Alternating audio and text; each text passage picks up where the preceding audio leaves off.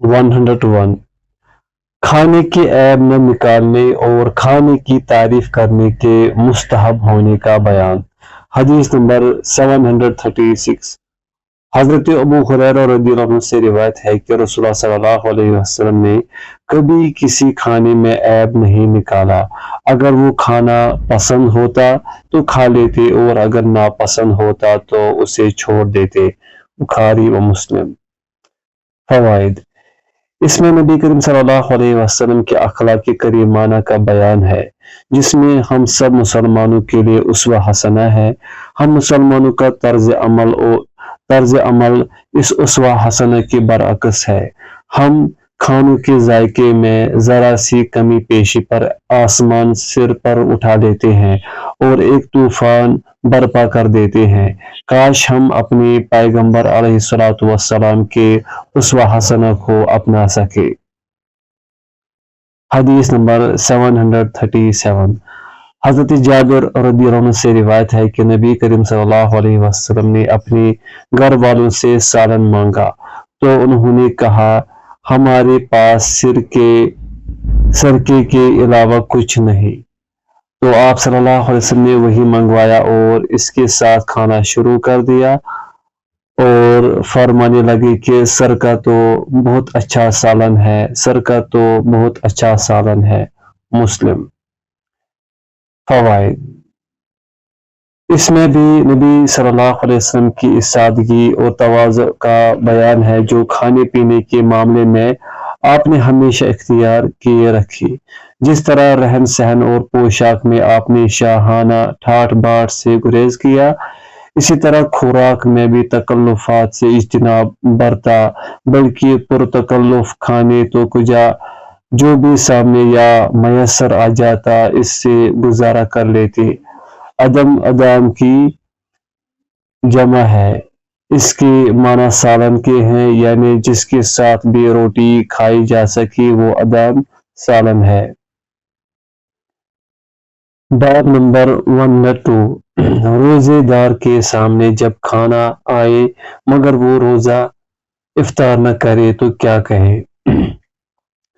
हदीस नंबर 738 हज़रत अबू हुरैरा रज़ियल्लाहु अन्हु से रिवायत है, रसूलुल्लाह सल्लल्लाहु अलैहि वसल्लम ने फरमाया, जब तुम में से किसी को खाने की दावत दी जाए तो उसे चाहिए कि वो कबूल करे। अगर वो रोज़ादार हो तो दावत करने वाले के हक में दुआ कर दे, और अगर रोज़े से न हो या नफली रोज़ा हो और उसे तोड़ ले तो दावत खा ले। मुस्लिम। उलमा ने कहा है फल युसन के माना है कि वो दुआ कर दे और फल यतअम के माना है खा ले। फ़वाइद नफली रोज़ा शरअन तोड़ने की इजाज़त है, इसकी कोई कज़ा नहीं है, जैसा कि नबी करीम सल्लल्लाहु अलैहि वसल्लम के अमल से साबित है। इसलिए दावत मिलने पर रोज़ा तोड़कर भी दावत खा लेना जायज़ है। ताहम अगर कोई रोज़ा तोड़ना पसंद न करे तो दावत देने वाले के हक में खैर और बरकत की दुआ कर दे। ताहम ऐसी दावतें कबूल करने से इनकार कर दिया जाए जिनमें इसराफ, बेहुदा, गैर शरई रस्मों और अल्लाह की नाफरमानियों का एलानिया इर्तिकाब किया जाता है, जैसे शादी, बियाह, मंगनी, वलीमे और सालगिरह की तकरीबात वगैरह है। इनका बाइकाट निहायत ज़रूरी है, वरना शरीक होने वाला भी गुनहगार होगा। बाब नंबर 103 किसी शख्स को खाने की दावत दी जाए और इसके साथ कोई और भी लग जाए तो वो इसको क्या कहे। हदीस नंबर 739 हज़रत अबू मसूद बदरी रज़ियल्लाहु अन्हु से रिवायत है कि एक शख्स ने रसूलुल्लाह सल्लल्लाहु अलैहि वसल्लम को खाने की दावत दी जो इसने आपके लिए तैयार किया था। आप पांचवें थे, यानी मदउवीन में आपके अलावा 4 आदमी और थे। बस इनके साथ एक छठा आदमी और शामिल हो गया। जब आप सल्लल्लाहु अलैहि वसल्लम दाई के दरवाजे पर पहुंचे तो उसने नबी सल्लल्लाहु अलैहि वसल्लम तो تو اس نے نبی صلی اللہ علیہ وسلم سے فرمایا کہ یہ شخص ہمارے ساتھ آ گیا ہے، اگر تم چاہو تو اسے اجازت۔ نبی صلی اللہ علیہ وسلم نے فرمایا کہ یہ شخص ہمارے ساتھ آ گیا ہے، اگر تم چاہو تو اسے اجازت دے دو اور اگر چاہو تو واپس چلا جائے۔ اس نے کہا نہیں یا رسول اللہ، بلکہ میں اسے اجازت دیتا ہوں۔ بخاری و مسلم۔ فوائد: بغیر دعوت کے اس طرح طفیلی بن کر دعوت میں شریک ہونا غیر اخلاقی حرکت ہے، تاہم صاحب دعوت سے اجازت لے لی جائے تو اس کی گنجائش ہے، چنانچہ نبی صلی اللہ علیہ وسلم نے اسی لیے اجازت طلب فرمائی۔ باب نمبر 104 اپنے سامنے کھانے کا اور نامناسب انداز سے کھانے والے کو نصیحت و تادیب کرنے کا بیان۔ حدیث نمبر 740 حضرت عمر بن ابی سلمہ رضی اللہ عنہما بیان فرماتے ہیں کہ میں رسول اللہ صلی اللہ علیہ وسلم کی پرورش میں نوعمر بچہ تھا، کیونکہ ان کے والد کی وفات کے بعد ان کی والدہ حضرت ام سلمہ رضی اللہ عنہا رسول اللہ صلی اللہ علیہ وسلم کی حبالہ عقد میں آ گئی تھی اور میرا ہاتھ کھاتے وقت پورے برتن میں گھومتا تھا، تو مجھ سے رسول اللہ صلی اللہ علیہ وسلم نے فرمایا، اے لڑکی، اللہ تعالیٰ کا نام لے اور دائیں ہاتھ سے کھا اور اپنے سامنے سے کھا۔ بخاری و مسلم۔ تفتیش تا پر زیر اور اس کے بعد یا اس کے معنی ہے اس کا ہاتھ حرکت کرتا اور برتن کے کناروں تک دراز ہوتا تھا۔ فوائد: غلام نابالغ بچے کو کہتے ہیں صحفہ ایسے برتن کو جس میں 5 آدمیوں کا، اور وسعہ ایسے برتن کو کہتے ہیں جس میں 10 آدمیوں کا کھانا آ جائے۔ اس میں نبی صلی اللہ علیہ وسلم نے اپنے زیر پرورش بچے کو کھانے کی آداب بتلائے ہیں۔ اس طرح ہر شخص کے لیے ضروری ہے کہ اپنے زیر تربیت بچوں کی پرورش کرے۔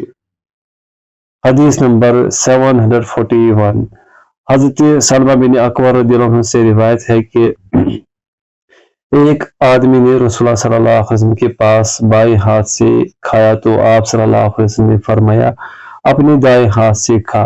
اس نے کہا، میں اس کی طاقت نہیں رکھتا۔ آپ صلی اللہ علیہ وسلم نے فرمایا، تو نہیں طاقت رکھے۔ اسے نبی صلی اللہ علیہ وسلم کا حکم ماننے سے صرف تکبر نے روکا، پس وہ اپنا ہاتھ اپنے منہ کی طرف نہ اٹھا سکا، یعنی آپ صلی اللہ علیہ وسلم کی بد دعا سے اس کا ہاتھ مفلوج ہو گیا اور وہ اسے اٹھانے کے قابل ہی نہیں رہا۔ مسلم۔ فوائد: یہ روایت اس سے قبل حدیث نمبر 159 اور 613 میں بھی گزر چکی ہے۔ باب کی مناسبت سے یہاں بھی اسے نقل کیا گیا ہے۔ اس سے معلوم ہوا کہ کھانے پینے کے جو آداب ہیں ان کا خیال رکھنا اور لوگوں کو ان کی تاکید کرنا چاہیے، نیز محض تکبراً صحیح بات کا انکار کرنا بہت بڑا جرم ہے جس سے اللہ سخت ناراض ہوتا ہے۔ اس میں نبی کریم صلی اللہ علیہ وسلم کے معجزے کا بھی اس بات ہے کہ آپ صلی اللہ علیہ وسلم کی بد دعا سے وہ اپنے دائیں ہاتھ کو استعمال کرنے کی قابل نہیں رہا۔ باب نمبر 105 جب چند افراد مل کر کھا رہے ہوں تو ساتھیوں کی اجازت کے بغیر کھجوروں یا اس قسم کی دیگر چیزوں کو دو اکٹھا کرنا منع ہے۔ حدیث نمبر 742 حضرت جبلہ بن سحیم بیان کرتے ہیں کہ ہم حضرت عبداللہ بن زبیر رضی اللہ عنہما کی خلافت میں قحط سالی کا شکار ہو گئے تو ہمیں چند کھجوریں دی گئی۔ حضرت عبداللہ بن عمر رضی اللہ عنہما ہمارے پاس سے گزرے تو ہم کھجوریں کھا رہے تھے تو فرمانے لگے کہ دو ملا کر نہ کھاؤ، اس لیے کہ نبی صلی اللہ علیہ وسلم نے ہمیں ملانے سے منع فرمایا ہے۔ پھر فرمایا مگر یہ کہ آدمی اپنے بھائی ساتھی سے اجازت لے لے۔ بخاری و مسلم۔ فوائد: اس میں آج کل کے مسلمانوں کے لیے بڑی اہم ہدایت ہے جو اخلاقیات سے بالکل نابلد ہو گئے ہیں۔ دعوتوں میں عام طور پر مشاہدہ کیا جاتا ہے کہ ایک شخص اپنے ارد گرد کے ساتھیوں سے بے نیاز ہو کر صرف اپنی پلیٹ بھرنے سے دلچسپی رکھتا ہے۔ کھانے کی یہ حرص ہماری پیغمبر صلی اللہ علیہ وسلم کی مذکورہ تعلیم و ہدایت کے خلاف ہے، جس کا مقصد دوسرے ساتھیوں کا بھی خیال رکھنا ہے، صرف اپنے پیٹ کے لیے ہی ایندھن فراہم کرنا نہیں۔ باب نمبر 106، جو شخص کھانا کھائے اور سیر نہ ہو تو وہ کیا کہے اور کیا کرے۔ حدیث نمبر 743، حضرت وحشی بن حرب رضی اللہ عنہ سے روایت ہے کہ رسول اللہ صلی اللہ علیہ وسلم کے صحابہ نے عرض کیا، یا رسول اللہ، ہم کھاتے ہیں اور سیر نہیں ہوتے۔ آپ نے فرمایا، شاید تم الگ الگ کھاتے ہو۔ انہوں نے کہا، ہاں۔ آپ صلی اللہ علیہ وسلم نے ارشاد فرمایا، بس تم کھانا اجتماعی طریقے سے کھاؤ اور اللہ کا نام لو، بسم اللہ پڑھو، تمہارے لیے کھانے میں برکت ڈال دی جائے گی۔ فوائد: اس سے معلوم ہوا کہ بسم اللہ پڑھ کر اور اجتماعی طور پر ایک ہی برتن میں کھانا شکم سیری اور حصول برکت کا سبب ہے اور ان سے گریز بے برکتی کا باعث۔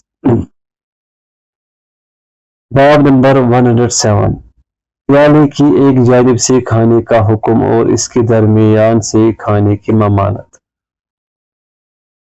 اس باب میں صحیحین کی ایک حدیث تو وہ ہے جو پہلے گزر چکی ہے کہ اپنے سامنے سے کھاؤ۔ دیکھو باب نمبر 104، حدیث نمبر 744، حضرت ابن عباس رضی اللہ عنہما سے روایت ہے، نبی کریم صلی اللہ علیہ وسلم نے فرمایا، برکت کھانے کے درمیان میں اترتی ہے، پس تم اس کے دونوں کناروں سے کھاؤ اور اس کے درمیان میں سے مت کھاؤ۔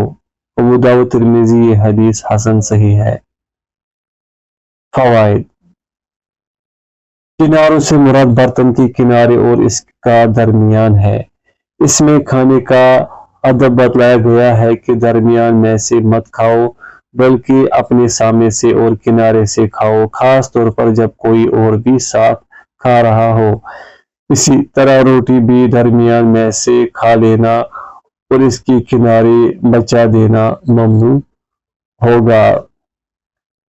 حدیث نمبر 745، حضرت عبداللہ بن بسر رضی اللہ عنہ سے روایت ہے کہ رسول اللہ صلی اللہ علیہ وسلم کا ایک پیالہ تھا جسے غرہ کہا جاتا تھا، اسے 4 آدمی چاروں طرف سے پکڑ کر اٹھاتے تھے۔ جب چاشت کا وقت ہوتا، یعنی تقریباً دن کا چوتھائی حصہ، اور صحابہ کرام رضی اللہ عنہم چاشت کی نماز پڑھ لیتے تو وہ پیالہ اٹھا کر لایا جاتا اور اس میں سرید تیار کیا ہوتا تھا، یعنی شوربے میں روٹی کے ٹکڑے بھگوئے ہوتے تھے۔ پس لوگ اس کے گرد جمع ہو جاتے اور جب لوگ زیادہ ہوتے تو رسول اللہ صلی اللہ علیہ وسلم گھٹنوں کے بل بیٹھ جاتے۔ چنانچہ ایک دیہاتی نے کہا، یہ کیسی نشست ہے؟ تو رسول اللہ صلی اللہ علیہ وسلم نے فرمایا، یقیناً مجھے اللہ تعالیٰ نے مہربان بندہ بنایا ہے، مجھے متکبر اور عناد رکھنے والا نہیں بنایا ہے۔ پھر رسول اللہ صلی اللہ علیہ وسلم نے فرمایا، تم اس کے کناروں سے کھاؤ اور اس کا اوپر والا درمیانی حصہ چھوڑ دو تو اس میں برکت دی جائے گی۔ ابو داؤد نے اسے عمدہ سند کے ساتھ روایت کیا ہے۔ زیر و زال پر زیر اور پیش دونوں طرح جائز ہے، معنی ہے بالائی حصہ یعنی درمیانی حصہ۔ فوائد: اس میں بھی اجتماعی طور پر کھانے اور کناروں سے کھانے کو باعث برکت بتلایا گیا ہے، نیز گھٹنوں کے بل بیٹھنے کا استحباب ہے۔ علاوہ ازیں نبی کریم صلی اللہ علیہ وسلم کی شرف و فضل اور آپ کے تواضع اور عاجزی کا بیان ہے۔ باب نمبر 108، ٹیک لگا کر کھانا مکروہ ناپسندیدہ ہے۔ حدیث نمبر 746، حضرت ابو جحیفہ وہب بن عبداللہ رضی اللہ عنہ سے روایت ہے، رسول اللہ صلی اللہ علیہ وسلم نے فرمایا، میں टेक लगाकर नहीं खाता। इमाम खत्ताबी रहमतुल्लाह फरमाते हैं, यहाँ टेक लगाने वाले से मुराद वो आदमी है जो अपने नीचे बिछाए हुए गद्दे पर सहारा लेकर बैठे। मकसद इससे ये है कि आप ससम गद्दे और तकियों पर इस शख्स की तरह न बैठते जो ज़्यादा खाना खाने का इरादा करता है, बल्कि गैर मुतमईन होकर बैठते, न कि इत्मीनान और करार पकड़ कर और बकदर किफ़ायत खाते। ये इमाम खत्ताबी रहमतुल्लाह का कौल है, और इमाम खत्ताबी रहमतुल्लाह के अलावा दूसरों ने इशारा किया है कि तकिया लगाने वाले से मुराद वो है जो एक जानिब झुककर खाए। वल्लाहु आलम। फवाइद, मतलब यह है कि टेक लगाने से मुराद क्या है, इसमें इख्तिलाफ है। बाज़ लोगों ने कहा है कि किसी एक जानिब झुककर खाना इत्का है, जैसे दाएं या बाएं हाथ पर या दीवार के साथ टेक लगाना वगैरह। और इमाम खत्ताबी रहमतुल्लाह के नज़दीक टेक लगाना यह है कि अपने नीचे गद्दा बिछाकर इत्मीनान और सहूलत से बैठा जाए, जैसे आम तौर पर आलती पालती मारकर बैठा जाता है, इस तरह खाना ज़्यादा खाया जाता है। जबकि नबी सल्लल्लाहु अलैहि वसल्लम का तरीका थोड़ा और बकदर किफ़ायत खाना था, ताहम आलती पालती मारकर बैठने को टेक लगाकर बैठना करार देना किसी दलील से साबित नहीं। इसलिए टेक लगाने का पहला मफ़हूम ही सही मालूम होता है। और हाफिज इब्न हजर रहमतुल्लाह फरमाते हैं कि खाने वाले के लिए बैठने का मुस्तहब अंदाज ये है कि घुटनों के बल पैरों के पुश्त तलवों पर बैठे, या दायां पाँव खड़ा रखे और बाएं पर बैठे। फतहुल बारी। हदीस नंबर 747। हज़रत अनस रज़ियल्लाहु से रिवायत है कि मैंने रसूलुल्लाह सल्लल्लाहु अलैहि वसल्लम को इस हालत में बैठे हुए देखा कि आप ससम के दोनों जानू खड़े हुए थे और आप ससम खजूर तनावल फरमा रहे थे। मुस्लिम। अल-मुक़ई वो शख्स है जो अपने चौतड़ों को जमीन के साथ मिलाता और अपनी पिंडली को खड़ा रखता है। फवाइद, इसमें नबी करीम सल्लल्लाहु अलैहि वसल्लम के एक और अंदाज निशस्त का जिक्र है। ये ज़्यादा गैर इत्मीनान बख्श हालत है, लेकिन ये इस वक्त की कैफियत है जब आप ससम बहुत जल्दी में होते और चंद खजूरों के ज़रिए से भूख मिटाकर किसी अहम तर काम के लिए फारिग होना मकसूद होता, जैसे कि आप सल्लल्लाहु अलैहि वसल्लम की वज़ाहत हज़रत अनस रज़ियल्लाहु अन्हु की एक दूसरी हदीस में मौजूद है, जो सही मुस्लिम के बाब मज़कूर में ही मौजूद है। बाब नंबर 109। 3 उंगलियों से खाने, उंगलियों और प्याले को चाटने के पसंदीदा होने का और चाटने से पहले इन्हें साफ करने की कराहत, गिरे हुए लुकमे को उठाकर खा लेने और चाटने के बाद उंगलियों को कलाई और तलवों वगैरह से साफ करने का बयान। हदीस नंबर 748। हज़रत इब्न अब्बास रज़ियल्लाहु अन्हुमा से रिवायत है कि रसूलुल्लाह सल्लल्लाहु अलैहि वसल्लम ने फरमाया, जब तुम में से कोई शख्स खाना खाए तो अपनी उंगलियां साफ न करे यहाँ तक कि पहले इन्हें चाट ले या चटवा ले। बुखारी व मुस्लिम। फवाइद, कपड़े से पोंछने या पानी से धोने से कबल उंगलियों को चाट लेना या किसी ऐसे शख्स से चटवा लेना जिसके लिए इसमें कराहत न हो, जैसे बीवी, औलाद या अकीदतमंद मुरीद वगैरह, पसंदीदा अमर है, क्योंकि इसका हुक्म है। इसकी इल्लत और हिकमत क्या है, आगे बाज़ अहादीस में इसकी वज़ाहत आ रही है। हदीस नंबर 749। हज़रत काब बिन मालिक रज़ियल्लाहु अन्हु से रिवायत है कि मैंने रसूलुल्लाह सल्लल्लाहु अलैहि वसल्लम को 3 उंगलियों से खाना खाते हुए देखा, फिर जब आप खाकर फारिग हो गए तो इनको चाट लिया। मुस्लिम। फवाइद।